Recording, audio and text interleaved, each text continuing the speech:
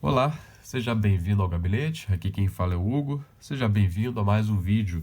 No vídeo passado a gente estava falando de João do Rio. Eu li uma crônica dele, li duas na verdade, e no final eu havia proposto, eu havia dado a ideia de aproveitar a cronologia, aproveitar a temática do Rio de Janeiro de época, e trouxe aqui hoje, pensando com os meus botões, eu trouxe ah, um texto de história do Brasil, que já é bastante conhecido entre os historiadores, que é esse aqui, Os Bestializados, o Rio de Janeiro e a República que não foi, do professor da UFRJ, acredito eu que seja aposentado já, ex-professor titular da UFRJ, José Maria de Carvalho.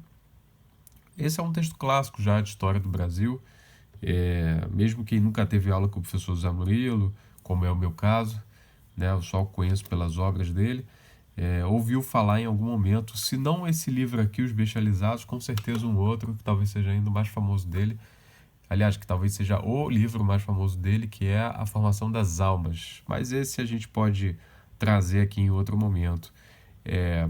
Os Bestializados, o Rio de Janeiro, a República que não foi, se não me engano, ele é uma publicação de final de 80, deixa eu só dar uma confirmada. A Formação das Almas é 90, a Formação das Almas foi um pouco depois. Deixa eu ver aqui naquela página excelente aqui das informações.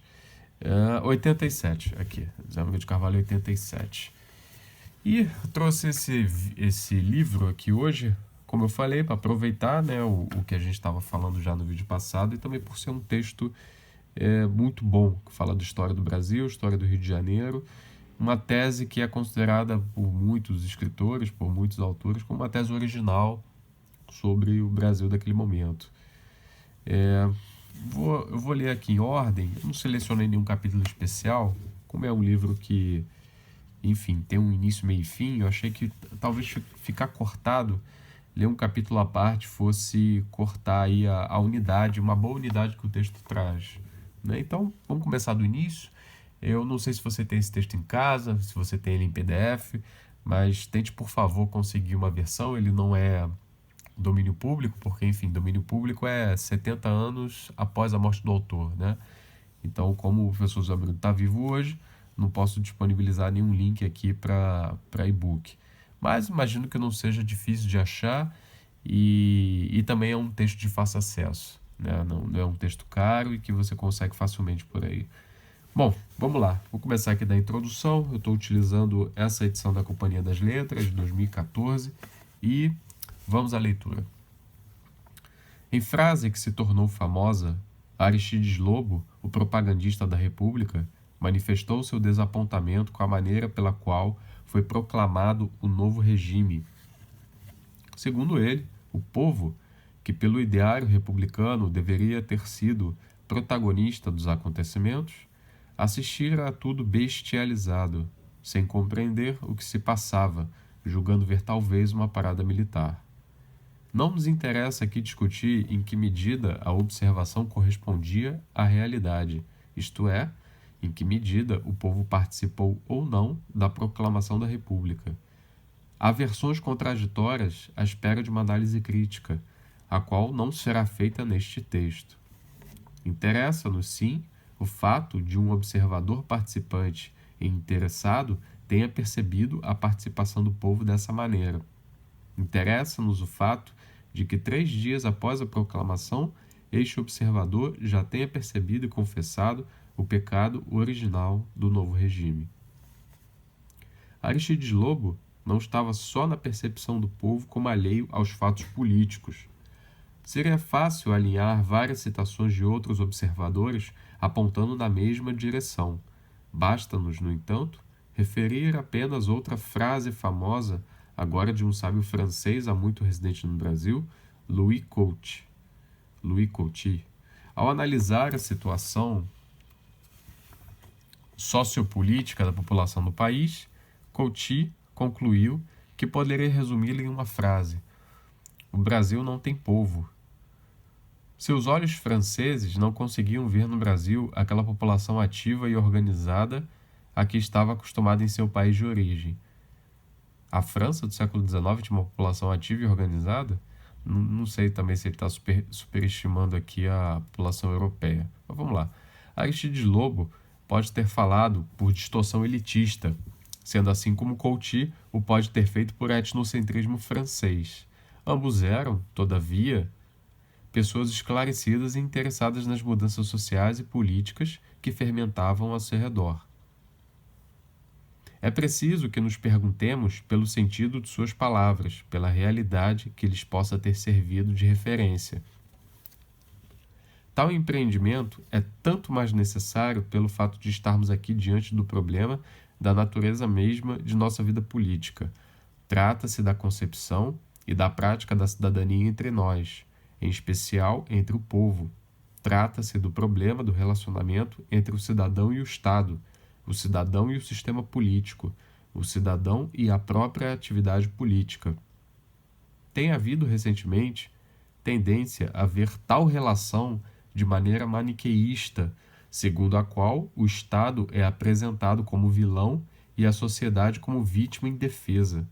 Tal visão é quase uma volta à dicotomia clássica estabelecida por Santo Agostinho entre um Estado governado por pecadores, baseado na repressão, e a cidade de Deus, a sociedade dos santos, sustentada no amor e na cooperação.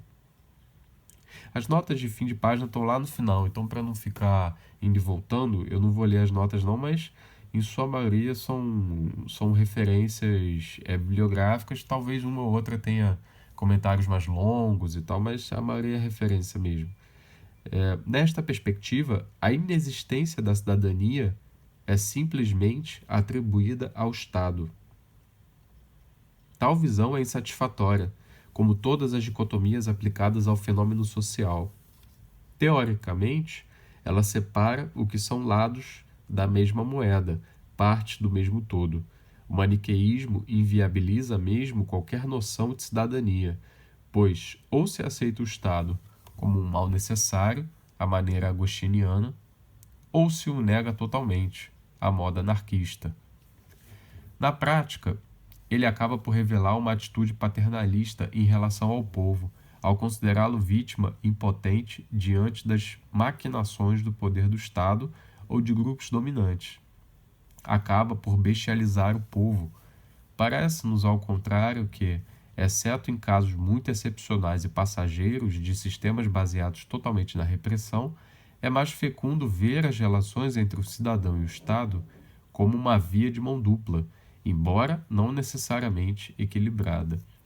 Todo sistema de dominação, para sobreviver, terá de desenvolver uma base qualquer de legitimidade, ainda que seja a apatia dos cidadãos. O momento de transição do Império para a República é particularmente adequado para o estudo desta questão. Tratava-se da primeira grande mudança de regime político após a independência. Mais ainda, tratava-se da implantação de um sistema de governo que se propunha, exatamente, trazer o povo para o proscênio da atividade política. A República, na voz de seus propagandistas mais radicais, como Silva Jardim e Lopes Trovão, era apresentada com a irrupção do povo na política, na melhor tradição da Revolução Francesa de 1789, a Revolução Adorada, como a chamava Silva Jardim. O regime monárquico, vivendo à sombra do poder moderador, era condenado pelo Manifesto Republicano de 1870 como incompatível com a soberania nacional, que só poderia ser baseada na vontade popular. O jornal Revolução, publicado no Rio em 1881 por um funcionário demitido da alfândega, Fávila Nunes, conclamava o povo, segundo ele, roubado em seus direitos pelo governo monárquico, a empunhar o estandarte da liberdade, a bandeira da República, no meio da praça pública, ao som de Marselhesa, proclamando a soberania popular. Embora proclamado sem iniciativa popular, o novo regime despertaria entre os excluídos do sistema anterior certo entusiasmo quanto às novas possibilidades de participação. O jornal Voz do Povo, também do Rio de Janeiro, cuja publicação foi iniciada há menos de 2 meses após a proclamação da República, Referiu-se a uma nova era para o operário brasileiro, trazida pelo novo regime, comparável à que foi aberta pela Revolução de 1789. No regime antigo, segundo o articulista do jornal, os operários eram os servos da gleba, a canalha, com todos os deveres e nenhum direito. Agora eram livres, iguais e soberanos. Viam-se colocados na vanguarda do progresso da pátria. E terminava: saibamos ser operários e cidadãos de uma pátria livre. Logo no começo de 1890, houve várias tentativas de organizar um partido operário, e um dos militantes mais envolvidos, Luiz da França e Silva, dizia em seu jornal Eco Popular: a palavra república foi por muito tempo símbolo exclusivo das aspirações democráticas, e o grito Viva a República tem um longo passado de sedição e irrompe naturalmente do povo quando ele se reúne para deliberar. Além de o momento ser propício, era também o local, o ambiente em que pretendemos realizar o estudo, a cidade do Rio de Janeiro. As cidades foram tradicionalmente o lugar clássico do desenvolvimento da cidadania. O cidadão era, até etimologicamente, o habitante da cidade. Nelas se tornou possível a libertação do poder privado dos senhores feudais. Nelas foi o que aos poucos se desenvolveram a noção e a prática de um sistema de governo montado sobre o pertencimento individual a uma coletividade. O burguês foi o primeiro cidadão moderno. O Rio de Janeiro dos primeiros anos da República era a maior cidade do país, com mais de 500 mil habitantes. Capital política e administrativa, estava em condições de ser também, pelo menos em tese, o melhor terreno para o desenvolvimento da cidadania. Desde a independência e, particularmente, desde o início do Segundo Reinado, quando se deu a consolidação do governo central e da economia cafeeira na província adjacente, a cidade passou a ser o centro da vida política nacional. O comportamento político de sua população tinha reflexos imediatos no resto do país. A proclamação da República é a melhor demonstração dessa afirmação. Campos Salles já percebia, como propagandista, que a falta de coesão do Partido Republicano da corte era o principal obstáculo ao desenvolvimento da ideia republicana, e a proclamação, afinal, resultou de um motim de soldados com o apoio de grupos políticos da capital. Gente, minha boca tá muito seca, deixa eu beber um pouquinho de água aqui, vou até ter que cortar o vídeo. Só um minutinho.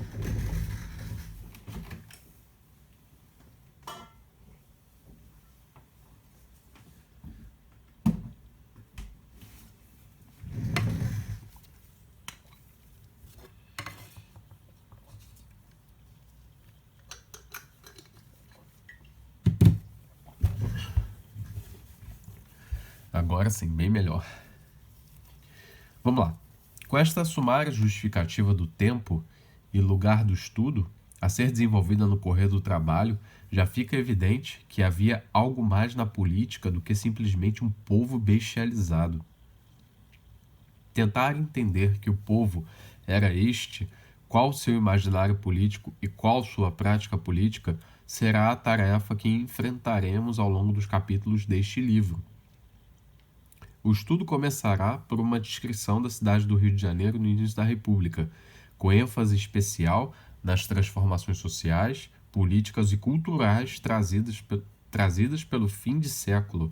O capítulo seguinte examinará as várias concepções de cidadania vigentes à época da mudança do regime.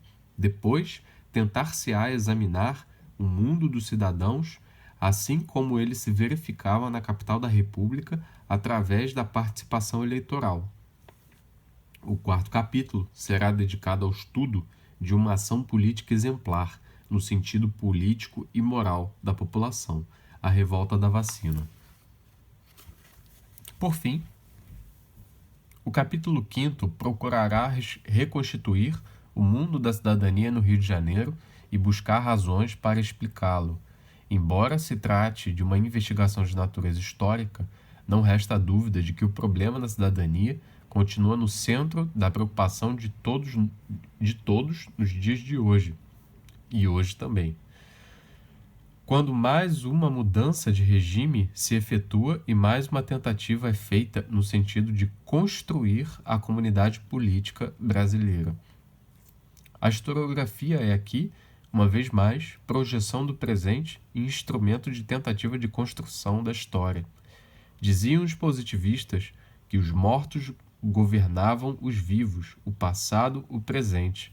Ao reler a história com os olhos de hoje, talvez pudéssemos dizer que os vivos, ao tentar reconstruir o passado, tentam governar os mortos na ilusão de poderem governar a si próprios, ou, em versão pessimista, na frustração de o não poderem fazer.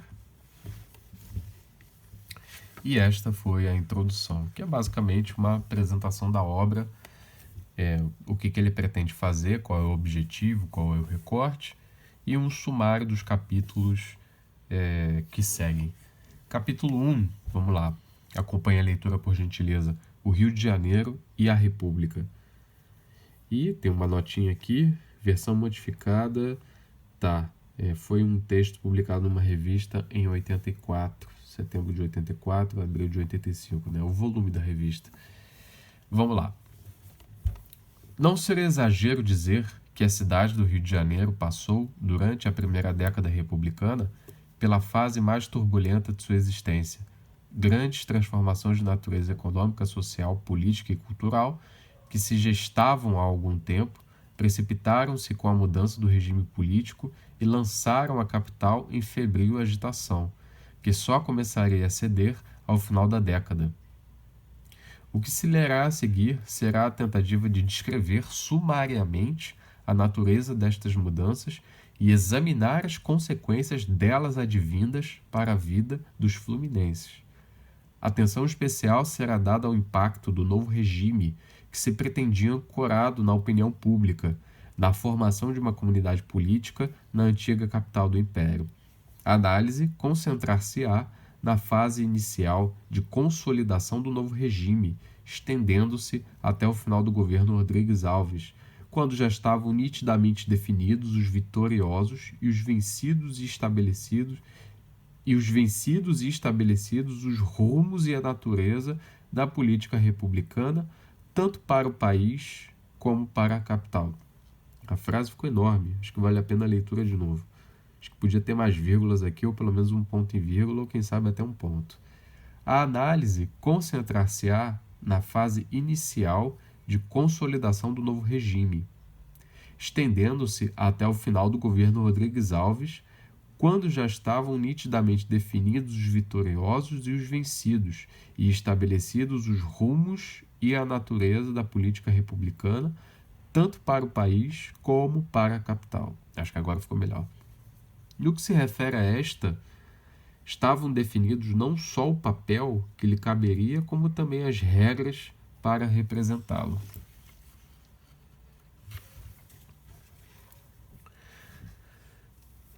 Como a maior cidade é a capital econômica, política e cultural do país, o Rio de Janeiro não poderia deixar de sentir, em grau mais intenso do que qualquer outra cidade, as mudanças que vinham fermentando durante os últimos anos do Império e que culminaram na abolição da escravidão e na proclamação da República.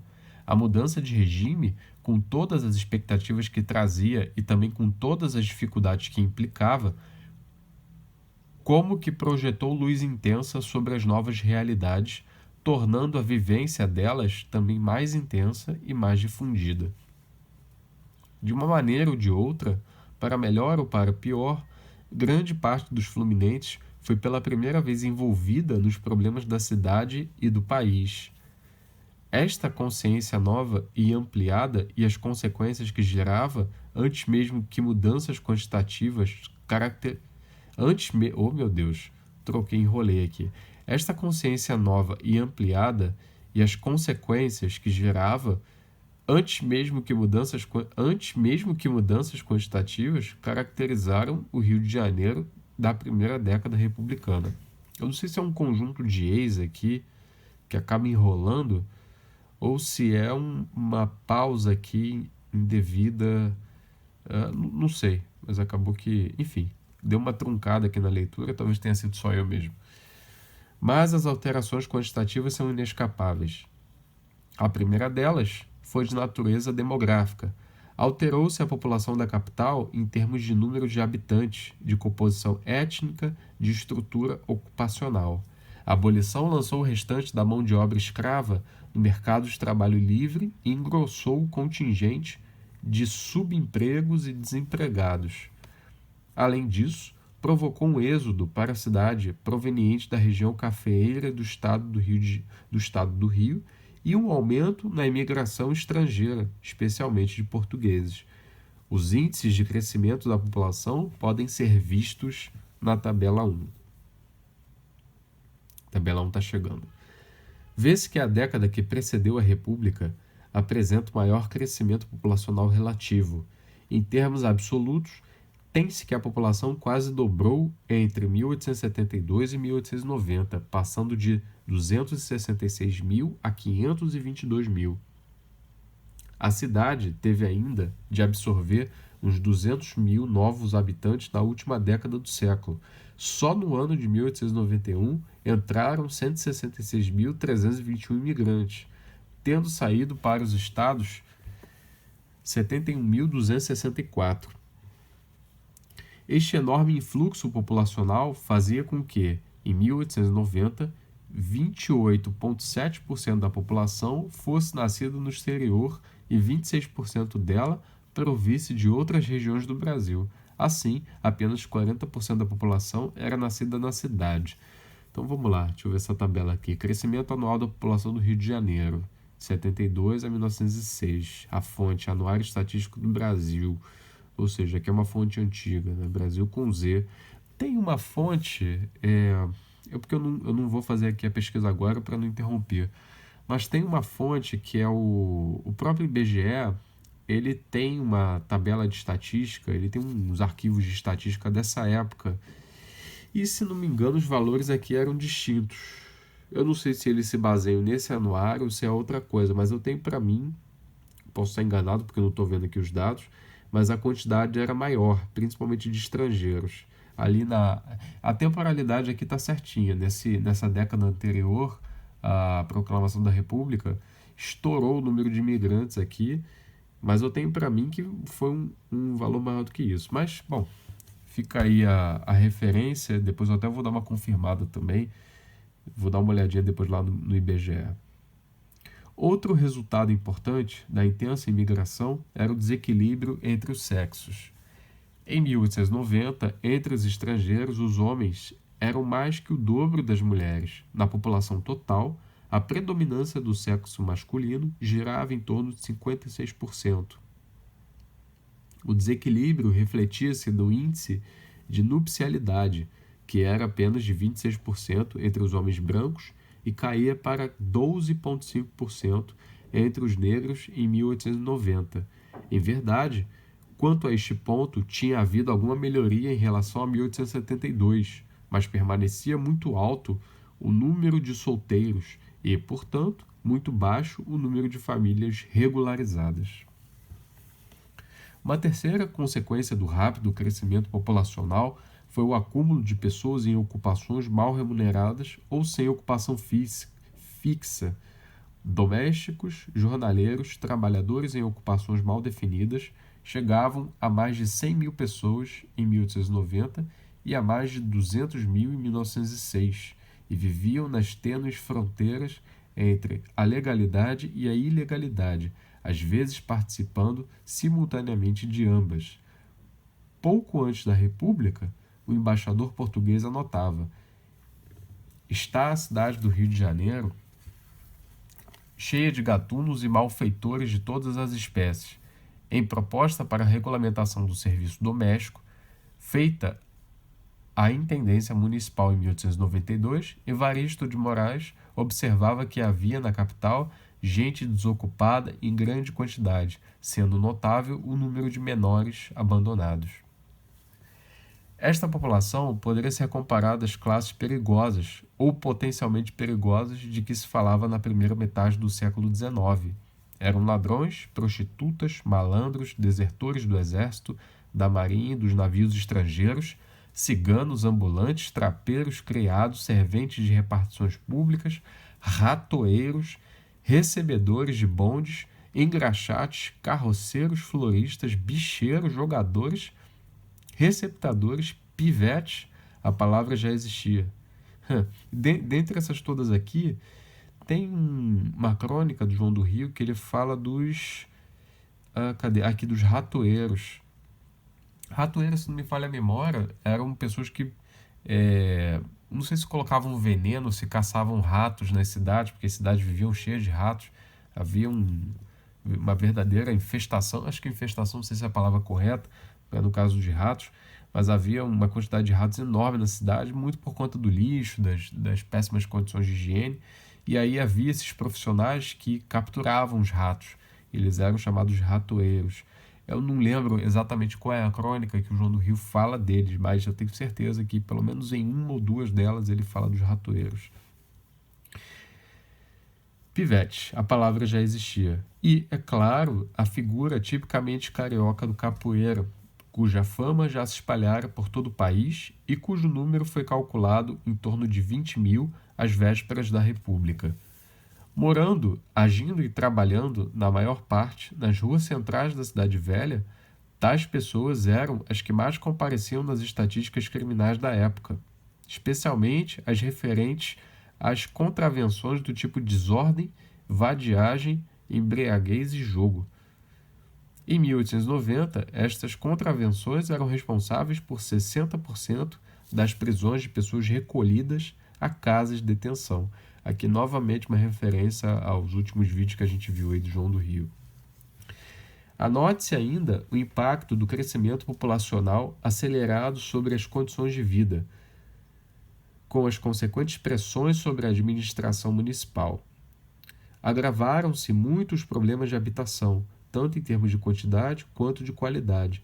A absoluta falta de casas, especialmente para os pobres, foi salientada em 1892 pela Sociedade União dos Proprietários e Arrendatários de Prédios.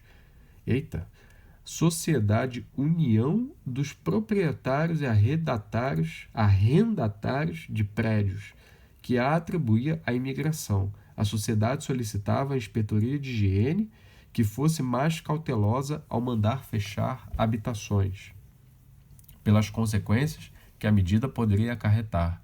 Os velhos problemas de abastecimento de água, de saneamento e de higiene viram-se agravados de maneira dramática no início da República, com o mais violento surto de epidemias da história da cidade. Falando em epidemia, olha aqui a referência também. O ano de 1891 foi particularmente trágico, pois nele coincidiram epidemias de varíola e febre amarela, que vieram juntar-se às tradicionais matadoras, a malária e a tuberculose. Nesse ano, a taxa de mortalidade atingiu seu mais alto nível, matando 52 pessoas em cada 1.000 habitantes. Até 1896, a mortalidade permaneceu acima de 35 por 1.000, com a única exceção de 1893. A cidade tornara-se, sobretudo no verão, um lugar perigoso para viver, tanto para nacionais quanto para estrangeiros. Nos meses de maior calor, o corpo diplomático fugia em bloco para Petrópolis, a fim de escapar às epidemias, nem sempre com êxito. O governo inglês concedia a seus diplomatas um adicional de insalubridade pelo risco que corriam representando Sua Majestade. Adicional de insalubridade é ótimo. Quem sabe aí algumas pessoas, alguns figurões não estão recebendo esses adicionais também, fugindo para suas casas em Petrópolis, Teresópolis ou onde quer que seja. Não terminavam aí as atribulações porque passava a capital. Pelo lado econômico e financeiro, os tempos também foram de grandes agitações. Novamente, a origem de tudo remontava à abolição da escravidão. Não é necessário repetir em pormenores uma história já bem sabida. Basta lembrar que, devido à necessidade de aplacar os cafeicultores, especialmente do estado do Rio, e de atender a uma demanda real de moeda para o pagamento de salários, o governo imperial começou a emitir dinheiro, no que foi seguido com entusiasmo pelo governo provisório, este preocupado também em conquistar simpatias para o novo regime. Concedido o direito de emitir a vários bancos, a praça do Rio de Janeiro foi inundada de dinheiro sem nenhum lastro, seguindo-se a conhecida febre especulativa bem descrita no romance de Taunay. Taunay, que se pronuncia Taunay, Taunaí, enfim, o encilhamento. Ele está falando aqui do Visconde, né? O encilhamento, ou encilhamento, né? O título da obra. Segundo um jornal da época, todos jogaram o negociante, o médico, o jurisconsulto, o funcionário público, o corretor, o zangão. Com pouco pecúlio próprio, com muito pecúlio alheio, com as diferenças do ágio e quase todos com a calção dos próprios instrumentos do jogo. Falta acrescentar a lista de especuladores, os fazendeiros do estado do Rio de Janeiro, que afluíram à capital para jogar na especulação o dinheiro dos empréstimos. Os anos de 1890 e 1891 foram de loucura, segundo a expressão de um observador estrangeiro, o qual acrescenta ter havido corretores que obtinham lucros diários de 50 a 100 contos e que uma oscilação do câmbio fazia e desfazia milionários. Por 2 anos, o novo regime pareceu uma autêntica república de banqueiros, onde a lei era enriquecer a todo custo com dinheiro de especulação. E aqui eu vou dar pausa para mais um pouquinho de água.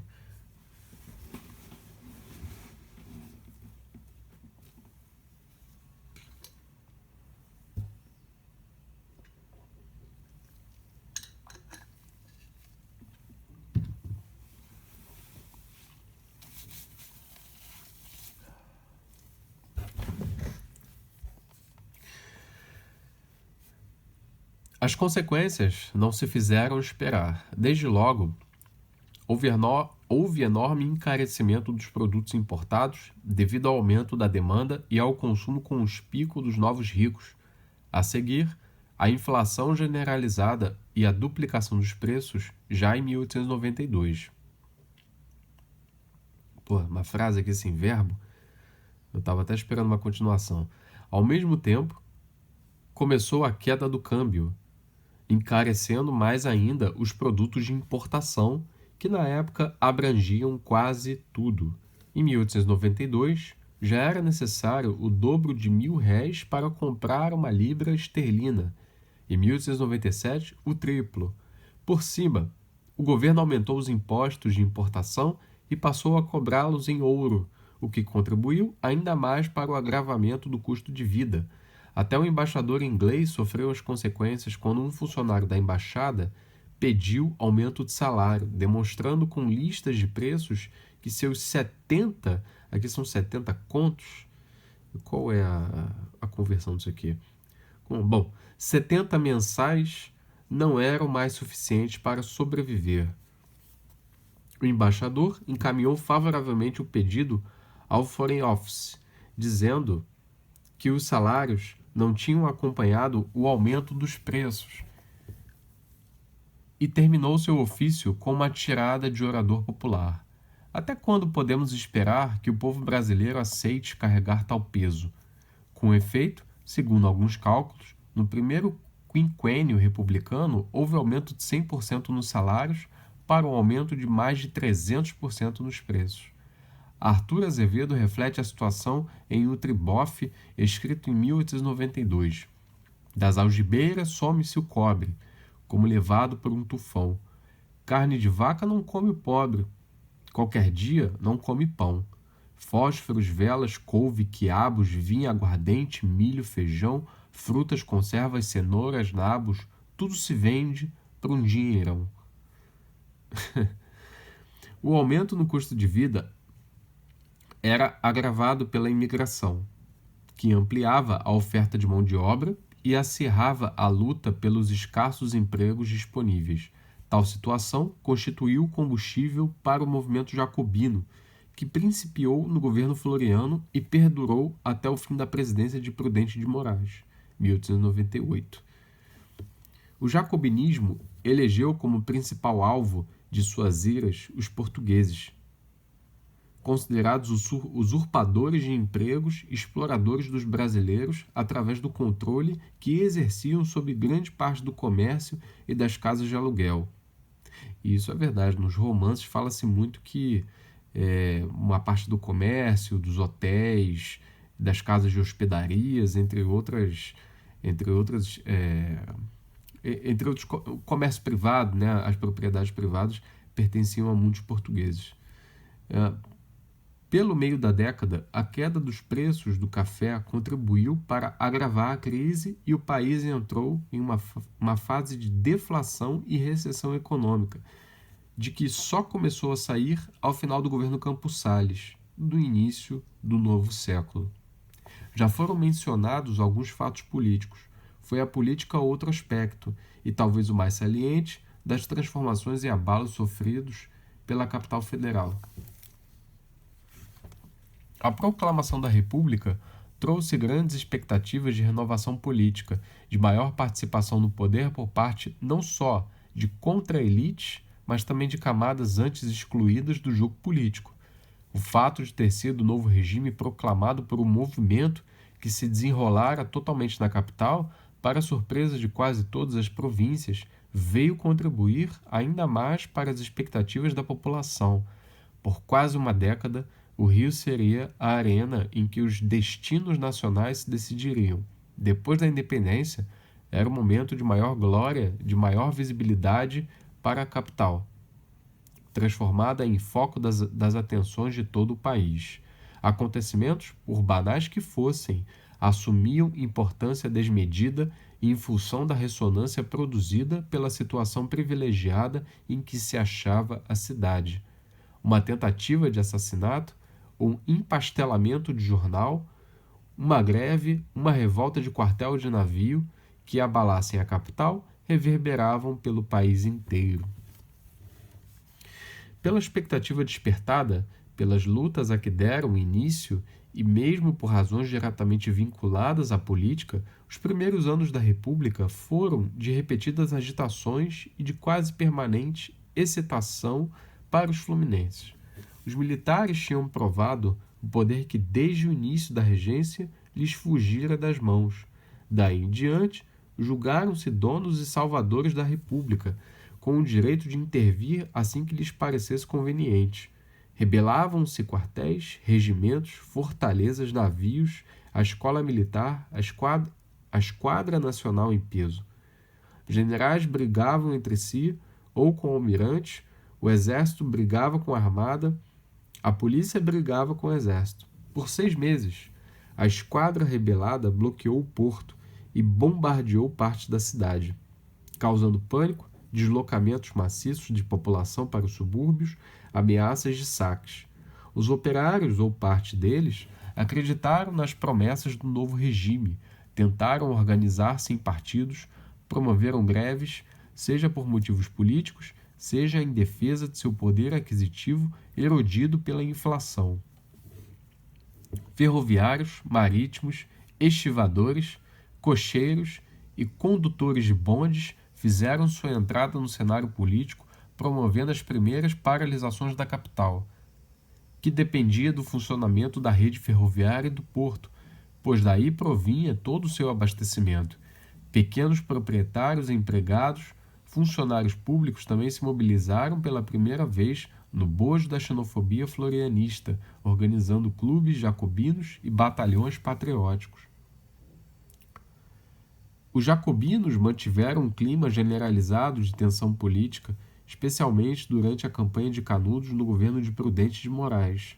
Quebravam jornais, promoviam arruaças, vaiavam congressistas, espancavam e matavam portugueses, perseguiam monarquistas, assassinavam inimigos.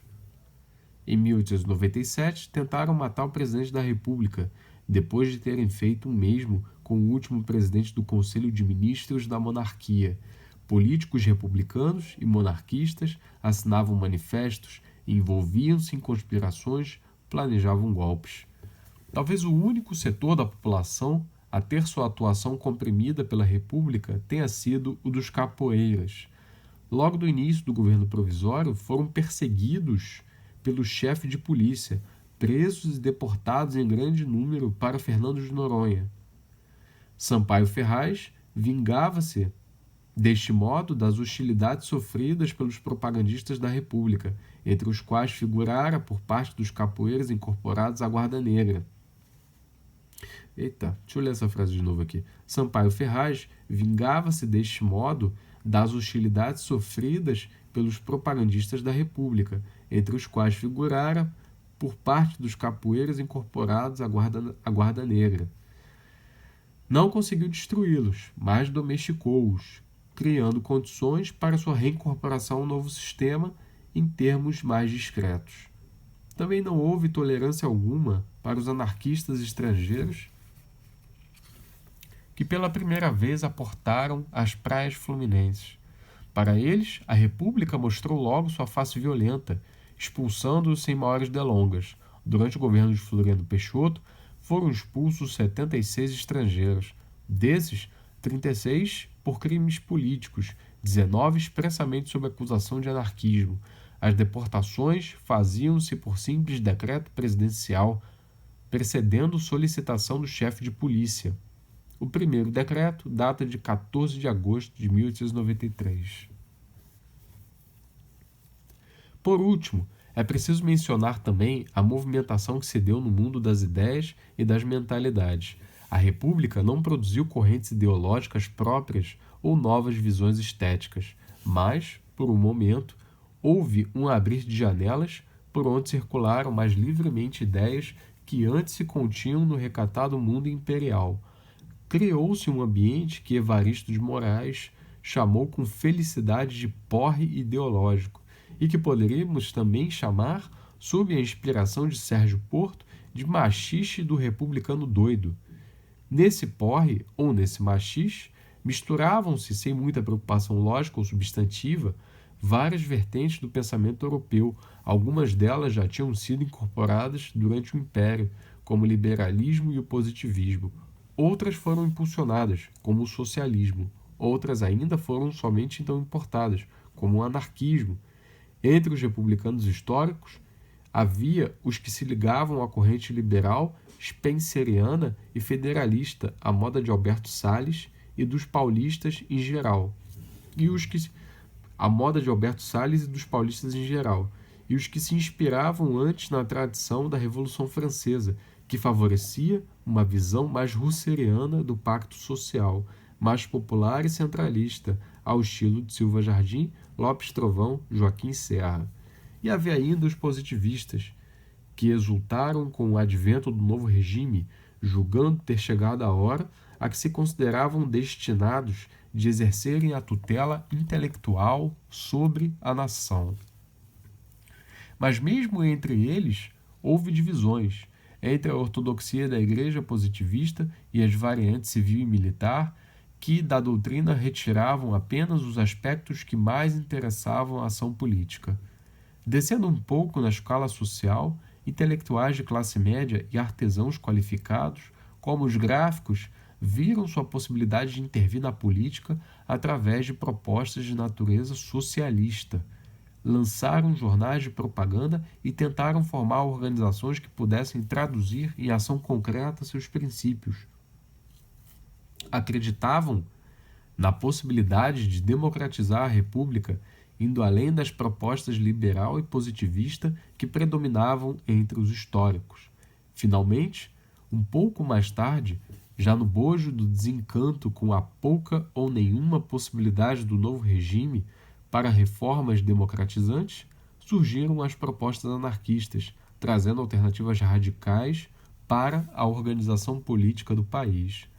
À frente dos novos propagandistas estariam intelectuais de classe média e líderes operários, estrangeiros e brasileiros.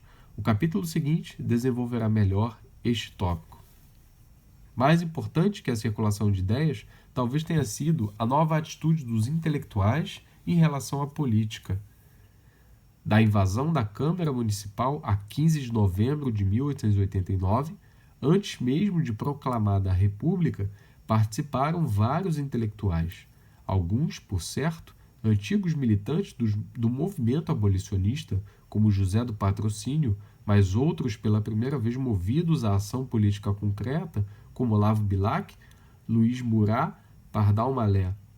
Um mês depois, intelectuais do Rio enviaram um manifesto de entusiástico apoio ao governo provisório, em que se referiam à aliança entre os homens de letra e o povo. A pátria, dizia o manifesto, abrira as asas rumo ao progresso. A literatura vai desprender também o voo para acompanhá-la de perto. O entusiasmo durou até o governo Floriano, quando se deu uma cisma entre os intelectuais e alguns dos antigos entusiastas da República tiveram de fugir da capital para evitar a prisão. Como exemplo de perseverança e de fé, já agora obcecada nos ideais de um republicanismo jacobino, restaria apenas Raul Pompeia. Seu suicídio, em dezembro de 1895, alguns meses após a morte de Floriano, foi o trágico símbolo do fracasso de uma alternativa política. Assim como a fuga de Bilac, Guimarães Passos e outros indicava que não seria fácil estabelecer os parâmetros de uma convivência pacífica entre a República da Política e a República das Letras. Guimarães Passos fugiu? Foi o trágico do fracasso, assim como a fuga. Guimarães Passos fugiu. Interessante, ele está se referindo ao poeta, né? Ao poeta, aquele que o João do Rio se referiu numa das conferências. Aliás, a conferência dele de posse da cadeira da ABL, se não me engano, em 1920, ele dedicou ao Guimarães Passos, porque o Guimarães, se não me engano, era o que estava anteriormente na cadeira dele. Eu acho que Guimarães Passos pode estar confundindo as pessoas. Mas, enfim, vamos lá. E outros indicavam que não seria fácil estabelecer os parâmetros de uma convivência pacífica entre a República da Política e a República das Letras. A convivência se daria mais tarde em termos algo distintos dos imaginados inicialmente. Mais difícil de avaliar é o impacto da proclamação do novo regime ao nível das mentalidades. Entre as elites, houve sem dúvida a sensação geral de libertação, que atingiu não só o mundo das ideias, mas também dos sentimentos e das atitudes. Não há estudo sobre este ponto, mas não seria exagerado dizer que a saída da figura austera e patriarcal do velho imperador, que imprimia forte marca em toda a elite política e mesmo em setores mais amplos da população, significou a emancipação dos que seriam simbolicamente seus filhos. A mudança parece ter sido importante, sobretudo no que se refere a padrões de moral e de honestidade. A começar por esta última, vimos que o encilhamento trouxe uma febre de enriquecimento a todo custo, escandalizando velhos monarquistas como o Visconde de Taunay, que via no fenômeno uma degradação da alma nacional. Como diriam os jornais da época, a república é a riqueza. Poderíamos dizer que se deu uma vitória do espírito do capitalismo desacompanhado da ética protestante. Desabrochou o espírito aquisitivo solto de qualquer péia de valores éticos, ou mesmo de cálculo racional que garantisse a sustentação do lucro a médio prazo. Era um capitalismo predatório, fruto típico do espírito bandeirante na concepção que lhe deu Viana Mug. O que antes era feito com discrição ou mesmo às escondidas para fugir à vigilância dos olhos imperiais, agora podia ser gritado das janelas ou dos coches. Era quase motivo de orgulho pessoal e de prestígio público. Os heróis do dia eram os grandes especuladores da bolsa. A quebra de valores antigos foi também acelerada no campo da moral e dos costumes. Certamente, o Rio há muito deixara de ser exemplo de vida morigerada, se é que alguma vez o foi. Os altos índices de população marginal e de imigração, o desequilíbrio entre os sexos, a baixa nupcialidade, a alta taxa de nascimentos ilegítimos, são testemunhos seguros de costumes mais soltos. Aponta na mesma direção o romance de Manuel Antônio de Almeida, Memórias de um Sargento de Milícias, escrito em 1853. Mas, novamente, parece-me que o que antes era semi-clandestino sussurrado, adquiriu com a República, se excetuarmos o governo de Floriano, foros de legitimação pública. O pecado popularizou-se, personificou-se. Na revista do ano de Arthur Azevedo, O Rio em 1877, domina a temática política e os personagens são todos simbólicos, como o boato, a política, o Zé Povinho, etc.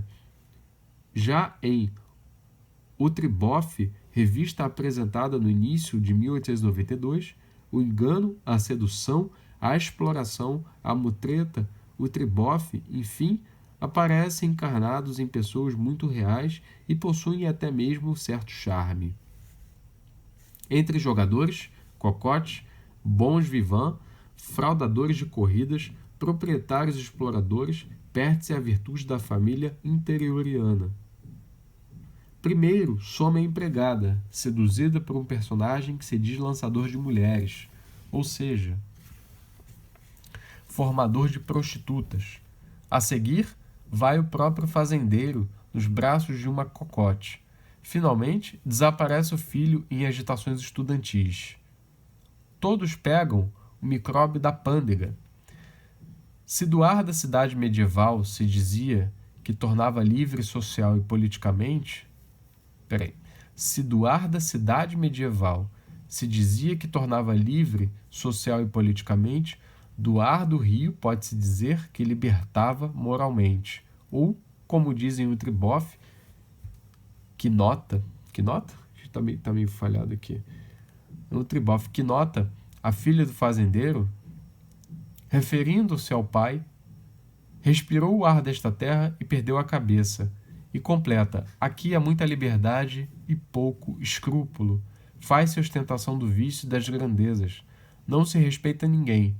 Não por acaso, a cidade do Rio, jornal de patrocínio, representava-se como uma mulher nua, e assim aparecia em desenhos dialogando com Deodoro para a suprema irritação do austero soldado. Vê caderno de fotos. Tem um conjunto de fotos lá no final, depois a gente vê. Tal liberação se deu a despeito da ação moralista de certas autoridades republicanas.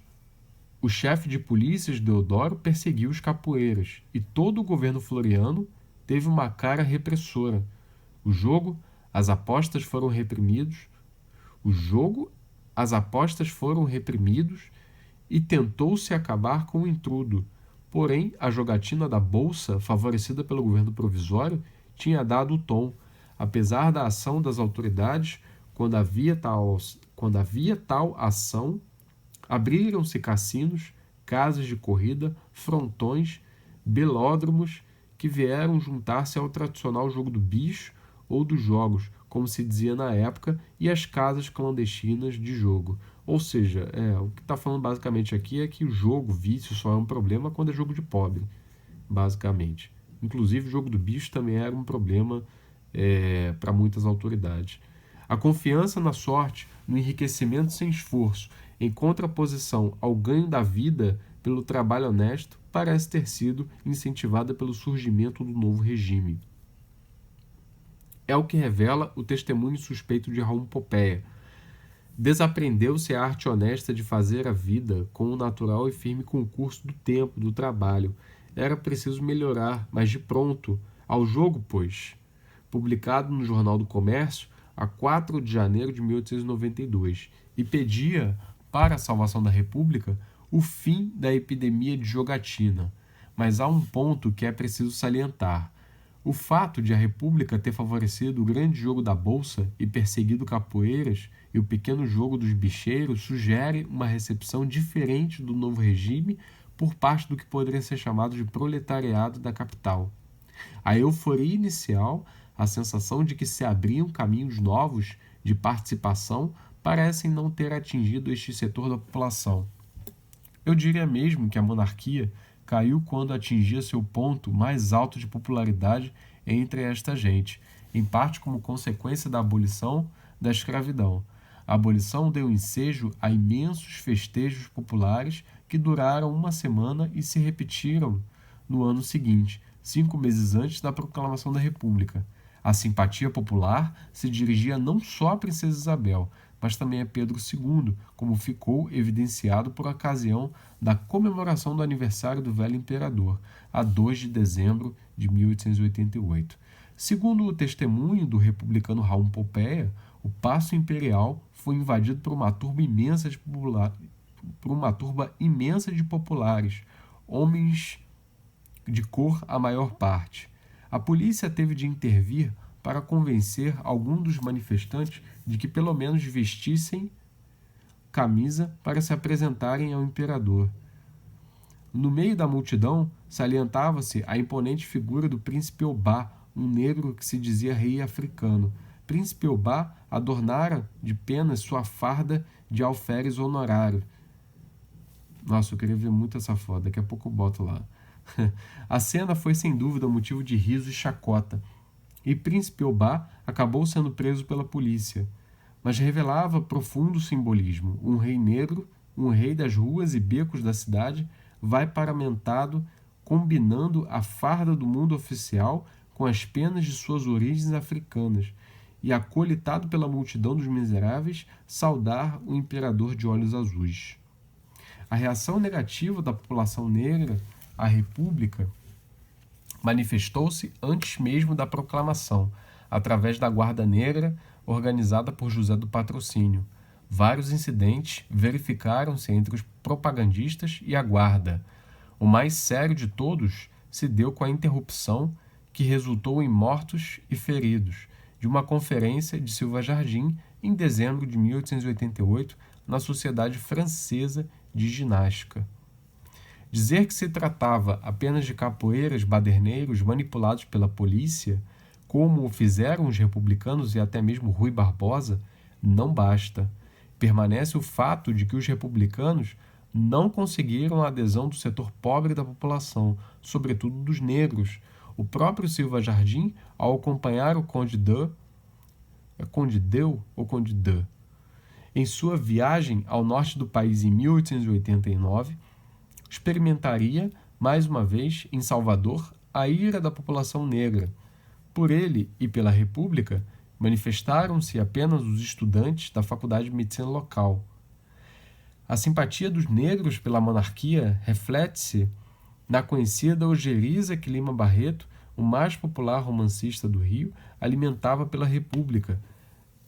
Neto de escravos, filho de um protegido do Visconde de Ouro Preto, o romancista assistira, emocionado, aos 7 anos, às comemorações de abolição e às festas promovidas por ocasião do regresso do imperador de sua viagem à Europa, também em 88.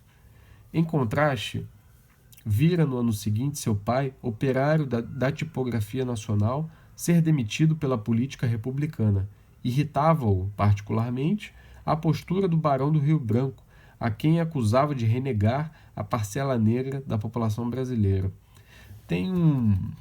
Novamente vou me referir aqui ao conto do João do Rio. Naquela mesma sessão onde às vezes termina a rua, ele fala sobre as 4 ideias capitais dos presos. Acho que é esse exatamente o título de um dos contos dele, de uma das crônicas. E uma das ideias capitais dos presos era justamente essa adoração pela monarquia, que ele ressalta lá como uma ideia muito permanente, constante entre os detentos, que na verdade seria um reflexo da própria parcela da população, entre ela a população negra. É interessante ele falar isso aqui e ao mesmo tempo o João do Rio ele também fazer um comentário como se fosse uma ideia fixa da população, ou pelo menos de boa parte dela. Em termos concretos, a prevenção republicana contra pobres e negros manifestou-se na perseguição movida por Sampaio Ferraz contra os capoeiras, na luta contra os bicheiros, na destruição pelo prefeito florianista Barata Ribeiro do mais famoso cortiço do Rio, a Cabeça de Porco, em 1892. Não por acaso, Barata Ribeiro também comparecera à conferência dissolvida de Silva Jardim. Não seria, ao meu ver, exagerado supor que a reação popular a certas medidas da administração republicana, mesmo que teoricamente benéficas, como a vacina obrigatória, tenha sido em parte alicerçada na antipatia pelo novo regime. Mais ou menos à época da revolta da vacina, por exemplo, João do Rio verificou, ao visitar a casa de detenção, que, com raríssimas exceções, que talvez não existam, todos os presos são radicalmente monarquistas. Ou seja, está falando aqui exatamente da crônica que eu fiz referência. Nem lembrava que ele falava disso aqui. Passadores de moedas falsas, incendiários, assassinos, gatunos, capoeiras, mulheres abjetas, são ferventes apóstolos da restauração.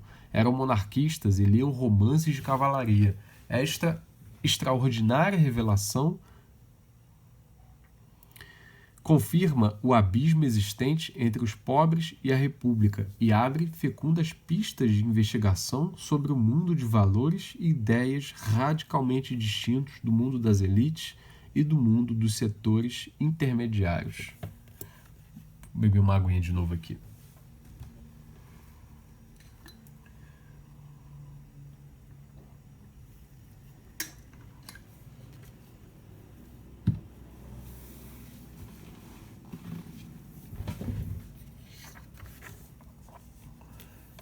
Apontadas rapidamente as transformações sofridas pela capital, cabe agora perguntar pelas consequências daí advindas para a população da cidade e seu governo e para a relação entre ambos.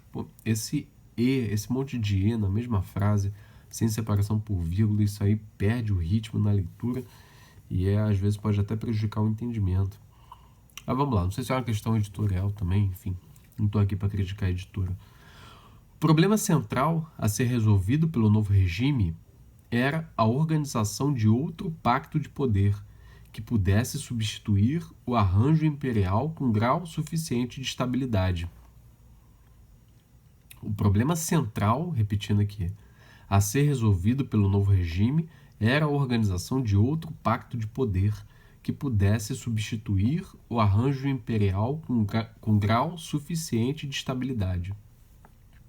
Durante quase 10 anos de república, as agitações se sucediam na capital, havia guerra civil nos estados do sul, percebiam-se riscos de fragmentação do país, a economia estava ameaçada pela crise do mercado do café e pelas dificuldades de administrar a dívida externa. Para os que controlavam o setor mais poderoso da economia, exportação, e para os que se preocupavam em manter o país unido, tornava-se urgente acabar com a instabilidade política. A natureza da tarefa que se impunha pode ser descrita como a necessidade de eliminar, pelo menos neutralizar, a influência da capital na política nacional. Isto significava pelo menos duas coisas: tirar os militares do governo e reduzir o nível de participação popular. Os dois fenômenos eram relacionados, pois o grosso do Exército e da Marinha estava localizado no Rio de Janeiro, e muitos militares de ambas as corporações envolviam-se frequentemente nas agitações políticas, até mesmo em greves operárias. Nas greves, tumultos, revoltas, tentativas de golpes, havia sempre militares ao lado de elementos civis. A aliança foi mais ou menos nítida durante o desenvolvimento paralelo, foi mais ou menos nítida durante o período jacobino, mas até mesmo em 1904 houve ainda o desenvolvimento paralelo com interseções de uma revolta popular e uma revolta militar. Militares e setores populares não representavam interesses compatíveis com os do grande comércio e da grande agricultura. Porém, por outro lado, não tinham condições de impor um governo que extrapolasse os limites do Distrito Federal, ou seja, o Rio de Janeiro. A maneira indireta de neutralizar a capital e as forças que nela se agitavam era fortalecer os estados, pacificando e cooptando suas oligarquias. Era reunir as oligarquias em torno de um arranjo que garantisse seu domínio local e sua participação no poder nacional de acordo com um cacife político de cada uma. Como é sabido, esta foi a obra de Campos Sales, que, além do mais, precisava desesperadamente de paz interna para negociar a dívida externa com os banqueiros ingleses. O acordo foi consagrado em 1900, durante o reconhecimento de poderes da nova legislatura. Por ele, presumia-se a legitimidade dos diplomas dos deputados eleitos pelas políticas dominantes nos estados, conseguindo-se, assim, o apoio dessas políticas para a ação do governo federal. Se os partidos não funcionavam como instrumentos de governo, se dividiam em facções, se ficavam presos a caudilhos, a solução para Campos Salles era formar então um grande partido de governo com sustentação das oligarquias estaduais. O próprio presidente resumiu claramente seu objetivo. É de lá, dos estados, que se governa a república, por cima das multidões que tumultuam, agitadas, nas ruas da capital da União. E prosseguindo, a política dos estados é a política nacional. O grifo de Campos Salles. O resumo é perfeito. Governar o país por cima do tumulto das multidões agitadas da capital.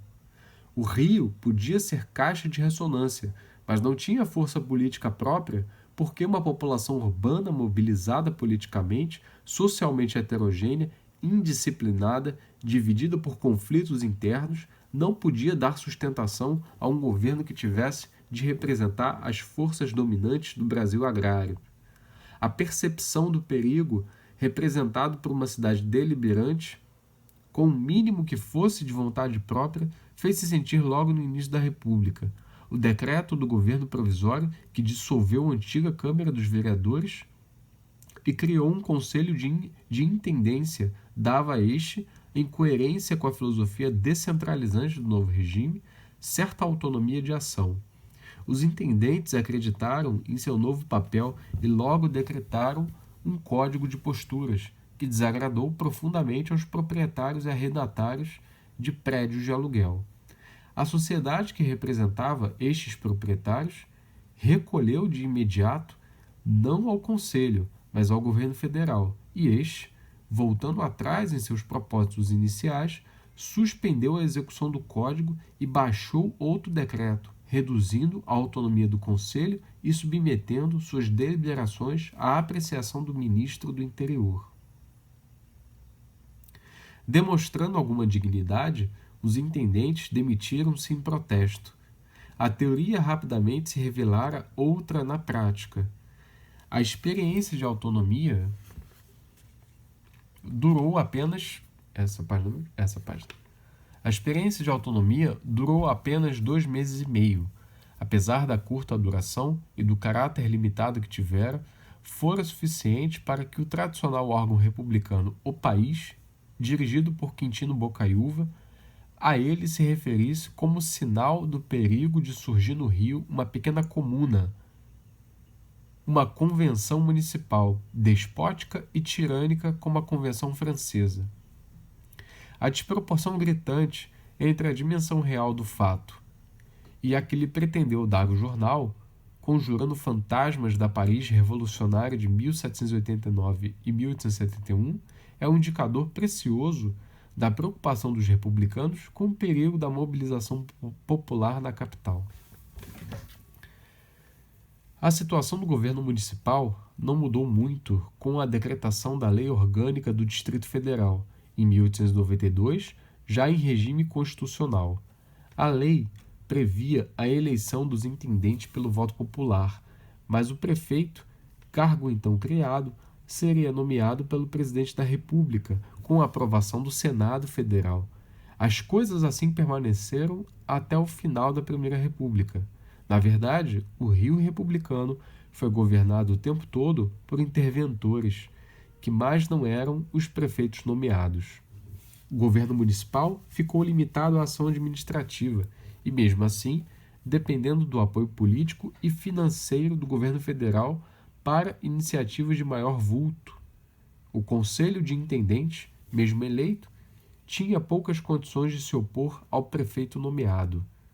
No governo de Rodrigues Alves, Pereira Passos governou a cidade por 6 meses, com a Câmara suspensa, ditatorialmente, como o fizera na época florianista Barata Ribeiro, com o Conselho funcionando. O complemento inevitável da despolitização do governo municipal foi o falseamento do processo eleitoral e da representatividade política. O número de eleitores foi mantido sempre em níveis baixíssimos e o processo eleitoral foi totalmente faceado pela intimidação, pela violência e pela fraude, como será demonstrado no capítulo 3.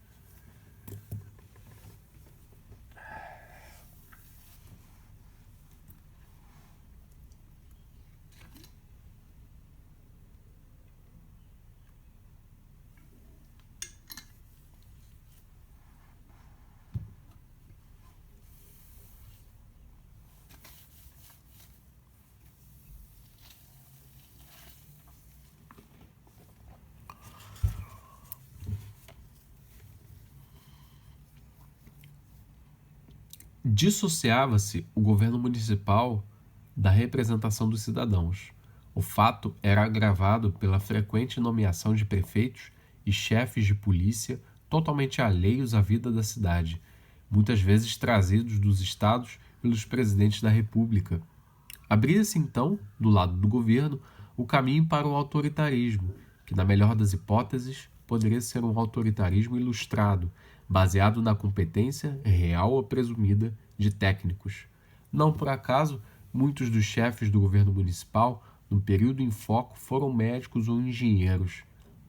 Dos 6 primeiros, 4 foram médicos, um engenheiro militar e apenas um tinha a formação tradicional da elite política brasileira, a jurídica. O exemplo mais óbvio é naturalmente o do engenheiro Pereira Passos. Muitos destes técnicos eram republicanos de primeira água, como Barata Ribeiro. Mas, chegados ao poder, do espírito de república, guardavam no máximo alguma preocupação com o bem público, desde que o público, o povo, não participasse do processo de decisão. O positivismo, ou certa leitura positivista da República, que enfatizava de um lado a ideia do progresso pela ciência e de outro o conceito de ditadura republicana, contribuía poderosamente para o reforço da postura tecnocrática e autoritária.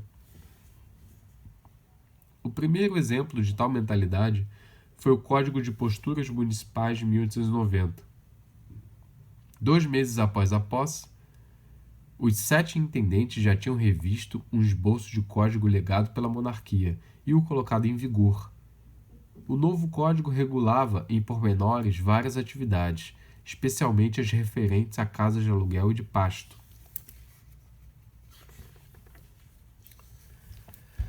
Não há dúvida de que grande parte das medidas era bem intencionada e buscava beneficiar a população em termos de maior conforto e maior higiene, ao mesmo tempo que criava dificuldades aos proprietários.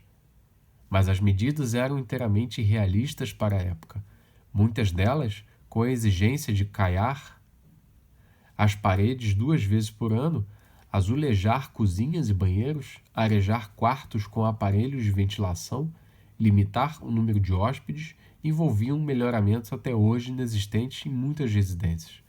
Além disso, o Código deixava transparecer a preocupação republicana com o controle da população marginal da cidade. Se executado, poderia ter provocado uma primeira versão da revolta da vacina.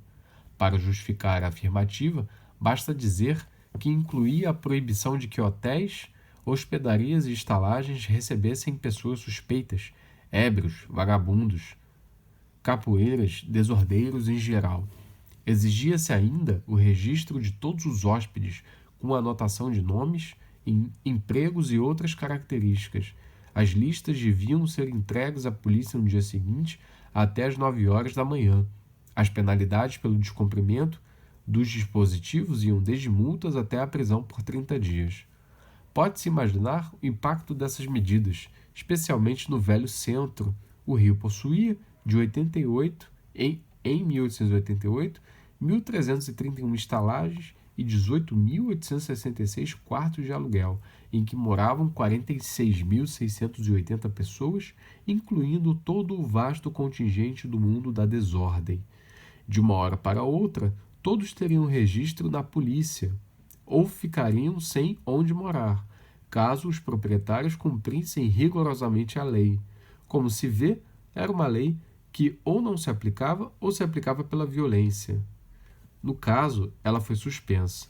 Em 1904, a lei da vacinação obrigatória teve exatamente o mesmo espírito de despotismo ilustrado, apesar de votada pelo Congresso.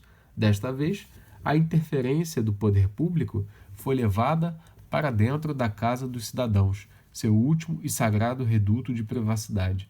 Na percepção da população pobre, a lei ameaçava a própria honra do lar ao permitir que estranhos vissem e tocassem os braços e as coxas de suas mulheres e filhas. A população reagiu pela violência e forçou a interrupção da ação dos agentes do governo, como se verá no capítulo 4. A expectativa inicial, despertada pela República, de maior participação, foi sendo assim sistematicamente frustrada. Desapontaram-se os intelectuais com as perseguições do governo Floriano, desapontaram-se os operários, sobretudo sua liderança socialista, com as dificuldades de se organizarem em partidos e de participarem do processo eleitoral. Os jacobinos foram eliminados.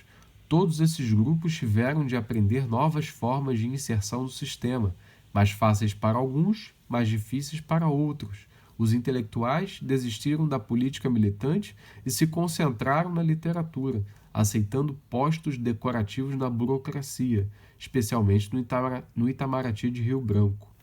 Os operários cindiram-se em duas vertentes principais, a dos anarquistas, que rejeitava radicalmente o sistema que os rejeitava, e a dos que procuravam integrar-se através dos mecanismos de cooptação do Estado. Os jacobinos desapareceram de cena. Quanto ao grosso da população, quase nenhum meio lhe restava de fazer ouvir sua voz, exceto o veículo limitado da imprensa. Limitado em que sentido? Não entendi aqui, porque a imprensa era muito vasta, se bem que alguns estados dominavam os veículos de comunicação, né? No sentido de que algumas famílias que eram proprietários dos jornais tinham uma comunicação muito próxima com os setores do governo. Mas em que sentido é limitado, né? A quantidade de jornais na época era muito, muito vasta, desde jornais mais populares até jornais de certas instituições como a Igreja Católica ou enfim, grandes comerciantes ou o próprio governo. No que se refere à representação municipal, ela ficava solta, sem ter de prestar contas a um eleitorado autêntico.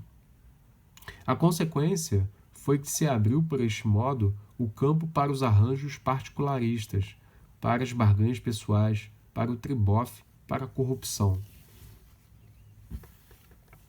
E então fechou-se o círculo. A preocupação em limitar a participação, em controlar o mundo da desordem, acabou por levar à absorção perversa desse mundo da política. Ao lado de funcionários públicos, passaram a envolver-se nas eleições e na política municipais, por iniciativa dos políticos, os bandos de criminosos e contraventuras do estilo de Totonho e Lucrécio Barba de Bode. Totonho e Lucrécio Barba de Bode, descritos por Lima Barreto, os donos das casas de prostituição e de jogo. Quem são essas pessoas? De que romance? Foi do... não foi Clara dos Anjos, também não lembro de estar descrito no Cemitério dos Vivos, também não lembro de estar descrito nas Recordações. Enfim, deve ser o... Ai, meu Deus, qual é o nome daquele mais famoso dele? Enfim, deixa pra lá, mas eu não tô me recordando o nome desses personagens aqui. Eram estes malandros, no sentido que tinha a palavra na época, os empresários da política, os fazedores de eleições, os promotores de manifestações, até mesmo a nível da política federal. A ordem aliava-se à desordem, com a exclusão da massa dos cidadãos que ficava sem espaço político. O marginal virava cidadão e o cidadão era marginalizado. No entanto, havia no Rio de Janeiro um vasto mundo de participação popular. Só que este mundo passava ao largo do mundo oficial da política. A cidade não era uma comunidade no sentido político. Não havia o sentimento de pertencer a uma entidade coletiva. A participação que existia era de natureza antirreligiosa e social e era fragmentada. Podia ser encontrada nas grandes festas populares, como as da Penha e da Glória, e no Intrudo. concretizava-se em pequenas comunidades étnicas, locais ou mesmo habitacionais. Um pouco mais tarde, apareceria nas associações operárias anarquistas. Era a colônia portuguesa, a inglesa. Eram as colônias compostas por imigrantes dos vários estados. Era a pequena África da saúde, formada por negros da Bahia, onde, sob a matriarcal proteção de tia Ciata, se gestava o samba carioca e o moderno carnaval. Eram as estalagens cuja população podia chegar a mais de 1.000 pessoas. O cortiço de Botafogo, descrito por Aloysio Azevedo, possuía no final mais de 400 casas e constituía uma pequena república com vida própria, leis próprias, detentora da inabalável lealdade de seus cidadãos, apesar do autoritarismo do proprietário. Aloysio, aliás, fala expressamente na República do Cortiço. Ali se trabalhava, se divertia, se festejava, se fornicava e principalmente se falava da vida alheia e se brigava. Porém, a menor ameaça vinda de fora, todos esqueciam as brigas internas e cerravam fileiras contra o inimigo externo. Este inimigo era outro cortiço e principalmente a polícia. Frente à polícia, dono e moradores se uniam, pois estava em jogo a soberania e a honra da pequena república. Cortiço em que entrava a polícia era cortiço desmoralizado. É profundamente irônico e significativo que a República Popular do Cortiço se julgava violada, derrotada, quando lá entrava o representante da República Oficial. No romance, o Cortiço consegue evitar a entrada da polícia, mas na vida real, 2 anos após a publicação do livro, o Cortiço Cabeça de Porco seria destruído em autêntica operação militar por ordem do republicano histórico Barata Ribeiro. O governo da República destruía as repúblicas sem integrá-las numa república maior que abrangesse todos os cidadãos da cidade. Acho que vale a pena ler essa frase de novo. O governo da República, com R maiúsculo, destruía as repúblicas, com R minúsculo, sem integrá-las numa república maior que abrangesse todos os cidadãos da cidade. Domesticada politicamente, reduzido seu peso político pela consolidação do sistema oligárquico de dominação, à cidade pode ser dado o papel de cartão postal da República. Entrou-se de cheio no espírito francês da Belle Époque, que teve seu auge na primeira década do século. O entusiasmo pelas coisas americanas limitara-se às fórmulas políticas. O brilho republicano expressou-se em fórmulas europeias, especialmente parisienses. Mais que nunca, o mundo literário voltou-se para Paris. Os poetas sonhavam viver em Paris e sobretudo, morrer em Paris, que foi o caso, inclusive, do Guimarães Passo, que foi mencionado anteriormente. Com poucas exceções, como o mulato Lima Barreto e o caboclo Euclides da Cunha, os literatos se dedicaram a produzir para o sorriso da elite carioca, com as antenas estéticas voltadas para a Europa.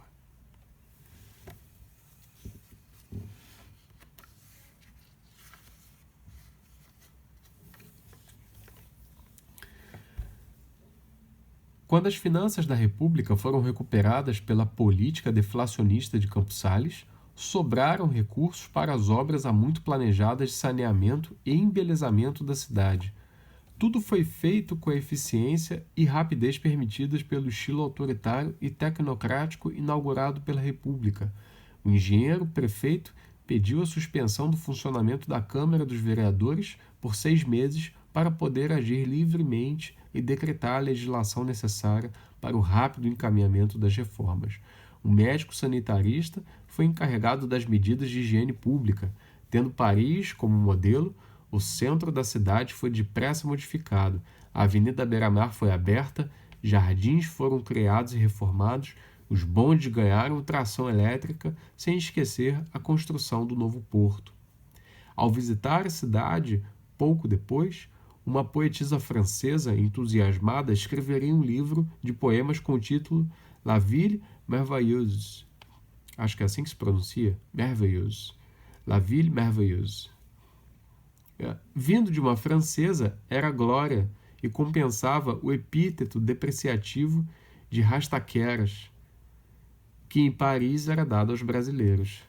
Rastaqueras, que em Paris era dado aos brasileiros. As reformas tiveram como um dos efeitos a redução da promiscuidade social em que vivia a população da cidade, especialmente no centro. A população que se comprimia nas áreas afetadas pelo bota abaixo de Pereira Passos teve ou de apertar-se mais no que ficou intocado, ou de subir os morros adjacentes, ou de deslocar-se para a Cidade Nova e para os subúrbios da Central. Abriu-se espaço para o mundo elegante que anteriormente se limitava aos bairros chiques, como Botafogo, e se espremia na Rua do Ouvidor. O footing passou a ser feito nos 33 metros de largura da Avenida Central, quando não se preferia um passeio de carro pela Avenida Beira-Mar.